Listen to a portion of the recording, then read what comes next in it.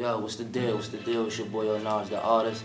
We back live in effect with another interview. We got a very special guest in the house today. Show some love to my man Soncier, the hero. I'm sorry, let me get the whole title. What's up, partner? How you feeling today? Man, super ambitious, man. All the time, I man. know. Yes, sir. Yes, sir. So right off the rip, just an introduction. Anything you wanted the people know about yourself? How long you been doing the music thing? Indeed. So I'm Soncier the Hero. It's short for Soncier the Hero Hip Hop. Been doing it for like a decade. Yeah. When I started, with the music, I felt like the hero concept was something that was needed. As I was growing up in the community, most of my friends turned into the streets, turned into drugs. And I had like a life-changing scenario where I got into like an altercation. So I felt like, I got a second chance to be alive, and I wanted to be that change agent. So I changed my whole style of music from, talking about, it was never talking about killing or nothing, but it was negative. So I flipped it. It was like, you know what? I got this opportunity to use my art, and then from there I just went in with. I came up with Soncier the Hero. No doubt. See, that's interesting. That's the perfect segue. We can get into this new project, the Hero Chronicles. Indeed. Volume 1. Yeah. Yeah, it's gonna be a couple more volumes. Okay. And I checked the joint out. Just off the hero concept alone, get a little bit about the album cover.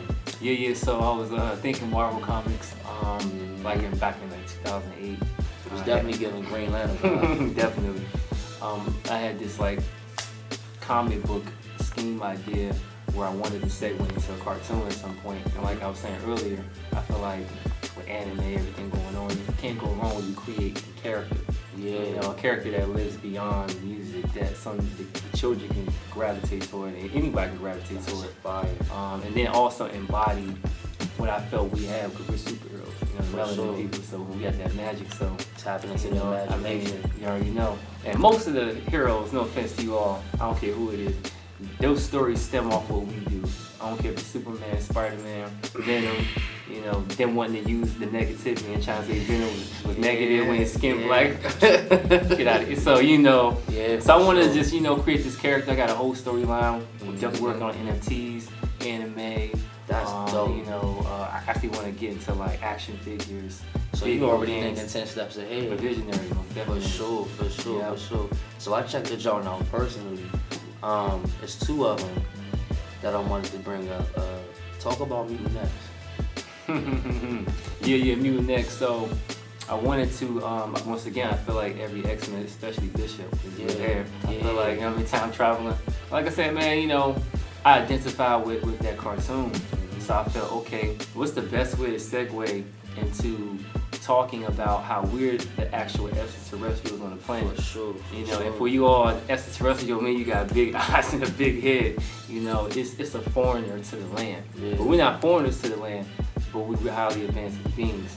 A lot of us haven't tapped into our God self. So I was like, if I can use lyricism and then tie it into social issues and then employ, I don't want to give away too much, but just skits or just that Mutant X feel. Because when he's talking at the end, I'm not going to say who's talking, he's talking about y'all should be scared of us. You should be prepared. And so I'm not gonna go too far into the detail of it, but that's what inspired it. And I was like, how do I make this appeal to the youth, us, the hood, all of that? So I just kind of just blacked out and just did it, and so that's really what inspired it. And once again, it segues into the comic book. The whole thing. And just on the strength of us being artists, and I guess if you want to call it living double lives, so to speak. You know what I mean? And then we tap into what we call our alter egos as artists. Yeah. It's kind of like we gotta tuck that when it's time to jump back into everyday life, normal civilians, so to speak. Until we get a chance to break loose. You wanna know what's funny though? I stopped calling it alter ego. Yeah. I'm like you're Onaj. I am Soncier. If I say alter ego, it's like I'm creating a character. Oh no, the facade is to defend myself. Yeah. Or I'm sorry, to use it as like a defense mechanism. But I started realizing it's more like a Clark Kent situation. That's what I was getting ready to say. Okay, during Clark the day Kent was the alter ego. You know what I'm saying? Exactly. He was already Khaled. Exactly. See, exactly. Well, Yep. So I can never not be Soncier. If anything, I'm pretending to be somebody else during the day. Doubt. And I bust out, you know what I'm saying, with the Soncier hero thing. So That's fire, bro. yeah. No doubt. So yeah, how did you link up with Message in the Music? So my boy Cochise, he gave me a call one day. Shout out to Cochise. I always say your name, Cochise. Yeah. My bad if I butchered your name. But he gave me a call one day and told me that, yeah, I got a real important brother on the other. Every time he called, he say that. I got a real important person on the other end of the phone. But he didn't give me a chance. I could be I could be in the bathroom. Yo, take this call. So he told me, I got brother Tate on the line. I'm like, okay. And then he's telling me about Tate. Tate hop on the phone. I was like, yeah, so we looking for conscious artists, you know, send me some music. I kind of thought it was not real. I thought it was kind of like, you know, coaches do make calls and people are officially on the other end that can make this move. But I had never seen or heard any conscious organization that was actually rooting for conscious music. It piqued my interest, but I was just like, yeah, okay. I thought he was looking for like money for me to go in the studio. He's gonna charge me to do a project. It was the total opposite. So he told me directly, we financed the EP. I'm just like, okay, you know what I'm saying? Sounds too good to be true. No point. So fast forward to that, I ended up doing the Unplugged series. I was kind of frigid at first, you know, because I didn't really understand what was happening. You know what I'm saying? But as I got to know Tate, and you know, he helped finance the project, volume 1. It just opened my eyes to how generous and kind-hearted he was. I started realizing, okay, he is for the people. So that right there got me extra comfortable, and ever since then I'm rocking and rolling with him. And it aligns with everything I've been doing. So I've been looking for an organization / imprint to help funnel. Because the area had positive organizations that withered in the wind due to them mismanaging money. So it's like, when I heard that, once again, I was kind of skeptical. But Message Music is definitely here to stay. Absolutely. And that's a dope segue right there. You mentioned the Unplugged. So yeah, man, the Unplugged series last summer, man, like I said, I was a little frigid. Stage right?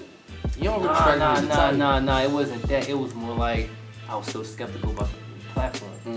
So like I said, once I got fully comfortable, it was all guns blazing, no offense. Yeah, it was like full steam, busting through the door. So I'm looking forward to this summer one right now. I'm performing June 10th. We got Apocalypse, man.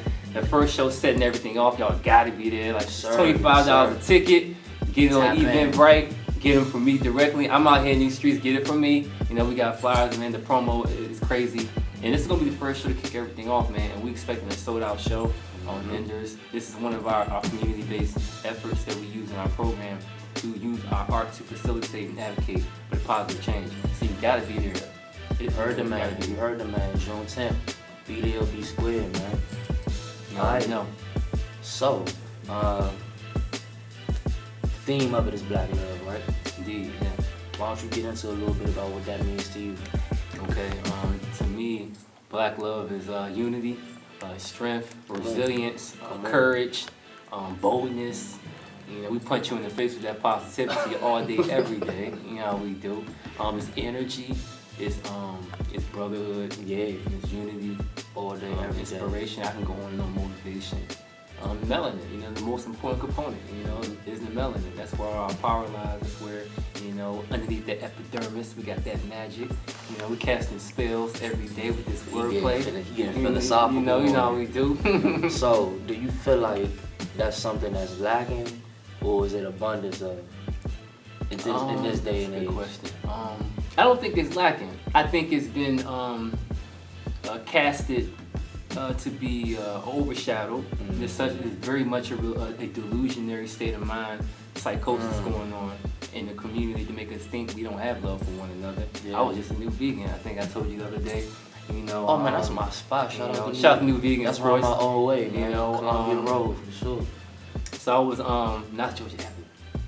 It's right up the intersection. Oh, it is. You right. It's up the hill. Right up the hill. He right. I grew up right there, man. You gonna say I get real specific sometimes. He right. So yeah, man, I'm in there ordering food. The brother behind me, he gets in front of me, and then he like daps up whoever he's talking to, and then he attempts to order. And I'm like, you know, but before I can say anything, he turned around like, my bad, big brother. And I was like, you know, it's all good, man. I'm like, I know your intent wasn't to jump in front of me. And he had thanked me for saying that, and we had a little conversation about how just getting in front of somebody can turn to a negative situation. Yeah, and that to me As an example, and me demonstrating that real endearment. And I feel like I don't think it went anywhere, it just got overshadowed. But I think we getting back to that with everything that I see. I'm leaning toward more the positive aspect of it. Yeah. Is there bullshit? Well, I won't say the word bull, but is there negativity? Speak from the heart. Is there death? In a deaf culture, is it somewhat running our culture? I won't say it is, but it is causing a stigma. But I want to lean toward more the strong side. Say I think we're gonna dominate and destroy that. And anytime somebody asks me a question about where we are, I always lean toward the positive. Yeah. Like I said, I feel like we're being that positive change, and if we continue to be that example, we can dissipate and disintegrate whatever that is, and not even give it no attention. Yeah. When you don't give it attention, it disappears at some point. But even to your point, leaning into the story, like the way he turned around and addressed you as Big Bruh. That in itself is a testament that, I mean, the self-imagery and how we see each other is starting to change. Because he could have turned around and completely went off and sent it up on you, you know what I mean? And that in itself that's something that we kind of got to tackle. Us as black people being so reactionary all the time and emotional, and, you know, taking the smallest misunderstandings and making snap, life-altering decisions. That's real. You know what I'm saying? Indeed, yeah, man. So, tell everybody where you can find the music.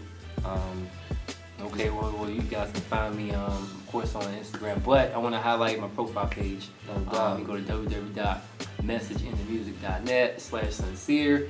You can check out my Why Support Me video, why you should be supporting high-level conscious music. Also, you can make your donations. Donate. Show love, and you can also do it for the peoples. Definitely. Yeah, man, and that's what's so beautiful about this platform, man, because, you know, our music has been marginalized, our content.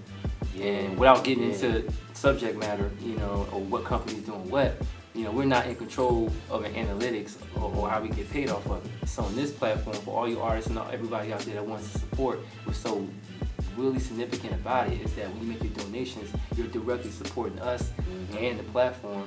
And like we already mentioned, it's tax deductible. But you get the music directly from us. And that's very important because there's no middleman around that. And, that consumer, direct to consumer. Right. And that's where it's, you know, it's all about community at the end of the day. I mean, you're paying $10.99 for Spotify anyway, so you might as well come and get it straight from the source. You know what I mean? Indeed. We a grassroots from the ground up. You know what I'm saying? We can only get bigger. If the more y'all show love and get behind us, there's only room to grow. Absolutely. Yep.